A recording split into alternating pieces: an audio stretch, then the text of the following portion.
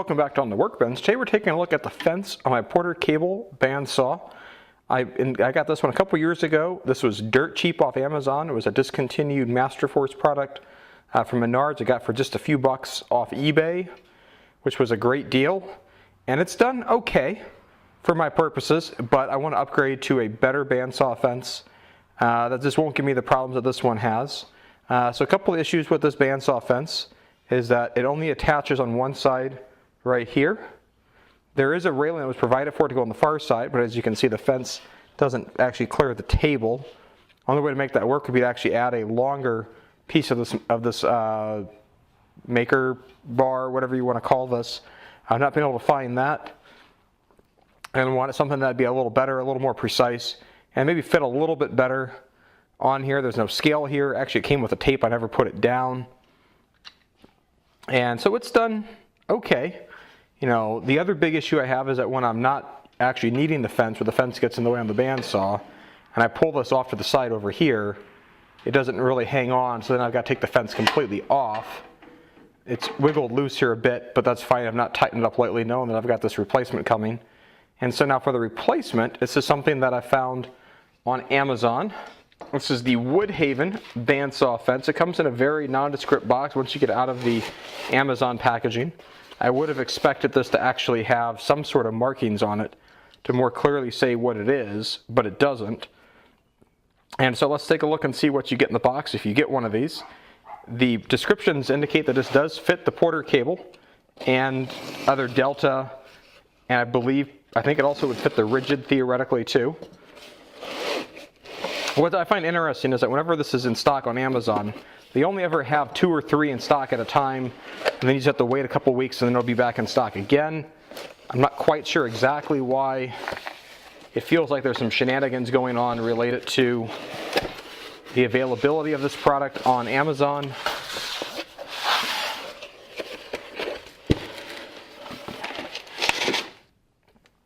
And now we can see in the box we've got a selection of parts.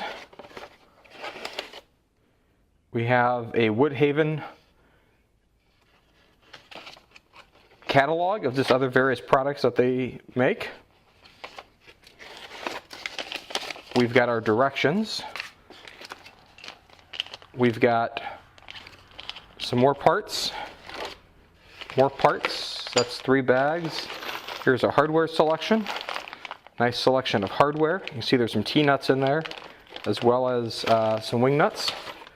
And then for the main guts of it, wrapped up in here,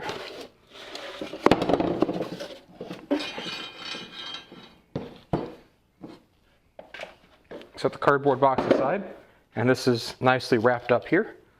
So we'll take our knife and remove this saran wrap packaging.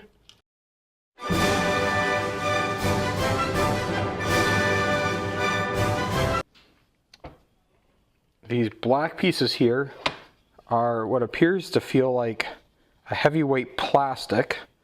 So there's 2 of those, and then there's 2 other metal tracks. And then we actually have the fence itself. This actually has some nice heft to it. That makes me feel good. And let's just lay this up here side by side compared to my old one. You see this one here actually clears the entire table, which is good. That means this will be able to fit on both sides. So now I'm going to take a look at the instructions and be right back on getting this set up, and I'm going to remove my old bandsaw fence off the bandsaw and be right back at you. I've got all my parts laid out here out of the hardware bag, and there was 3 small baggies inside of there, and it's interesting, these look like they were hand marked MB006, MB007, and MB008. And so I thought that was pretty nifty, because when I looked over in the directions, it points out 08 is for Delta, the 7 is for jet and clones, and then the 6 is specifically for the Porter cable, an M6 by 20 millimeter screw. And so now, following the directions, we can know which one of these packets to use and which one to set aside as we proceed through to be able to then mount our the rest of the configuration here forward. So it looks like you're going to need some basic tools. It does provide an Allen wrench. It's a 5/32 Allen wrench. But then we're also going to need a couple sockets here just to be able to get our other bolts installed here and put everything put together. And so now it's time to get started assembling this. In mounting this on the Porter cable, mine actually has two holes, an upper and a lower hole. So it's going to be important here that we actually mount this through the lower hole. If we mount the first track through the upper hole, it's not going to clear, because if I put this here, the upper hole, the screws will fit, but then my miter gauge can't actually go back. So we're going to have to mount this through the lower hole so we get proper clearance for our miter gauge. And then this is just going to bolt right in with the provided screws and washers going through the outermost holes as it says in the directions. Some of the other mounting holes here are actually for the other models of bandsaws that this is made to fit, since this actually has somewhat of a universal take on different bandsaws. That's why there's some extra holes here. So just bear with the extra holes.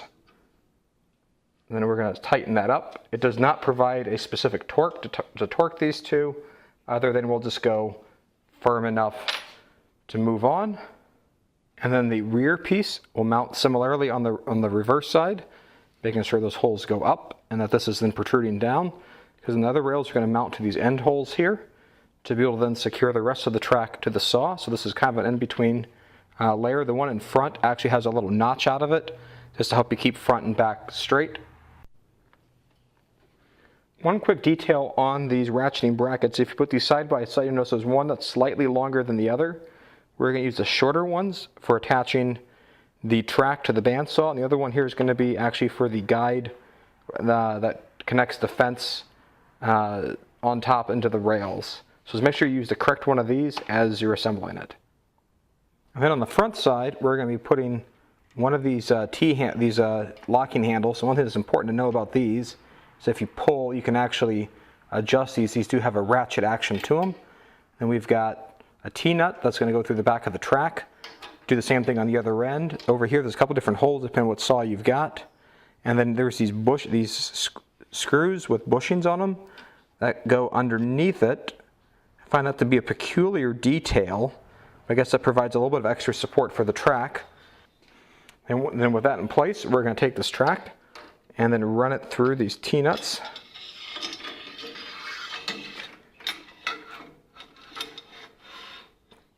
Just like that.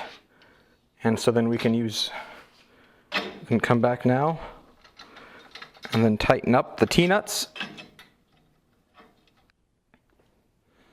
And then once you've got this tightened up, I'm just going to show you the ratchet. I can pull this back to tuck this out of the way, just to get that tightened up. Now, one of the things here is that there's quite a bit of slack by design in here, so how these tracks can line up vertically to keep, because you want the top of these tracks parallel to your tabletop, and so that this is not going up or down relative to the surface of your table, keep everything in alignment.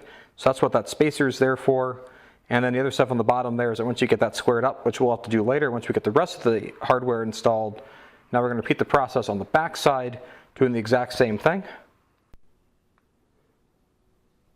The next part of the assembly is the tracking mechanism that the fence is going to glide on the track with. So I got the rear one installed. Now we're going to build the front one. And then here on the bench, if we look underneath this, there's actually a groove here. So this actually lines up and sits in the track very nicely. I've got to give this company a lot of props for their attention to detail. And then this bracket allows it to actually pivot. So if you want to pivot your fence, you can do that. And so then we'll take a couple of these bolts with the provided washer, and then this is actually threaded in two of the holes. So the first two holes are actually threaded, and that screws down. Now you're not going to want to give that too much torque. An 11 millimeter socket would fit that.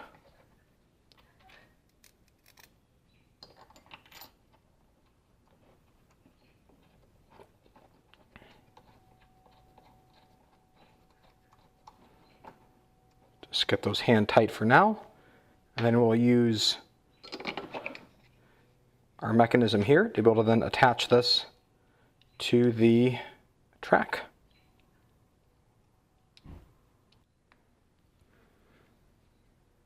And once you've got this carriage fully built, you can see it's going to look like this in profile. And that's going to go right into the track. And so this is just going to slide in. So this is going to slide right into the track. And then you can adjust this and tighten this up. Now once you get this nice and square, and assuming you want to keep it square, we go ahead and tighten down those other hex bolts. So we'll save that for a later step when it actually comes to fine-tuning the fence alignment. So now the next step obviously is going to be to add the fence to the saw. And now for attaching the fence, this is already on the table. I'm going to take this hex bolt, slide this in. This hex bolt then is going to attach, go through the middle hole here.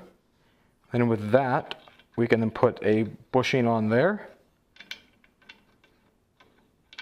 And then this little thumb knob here. To be able to attach that like that. And then obviously now, and then we've got two other screws.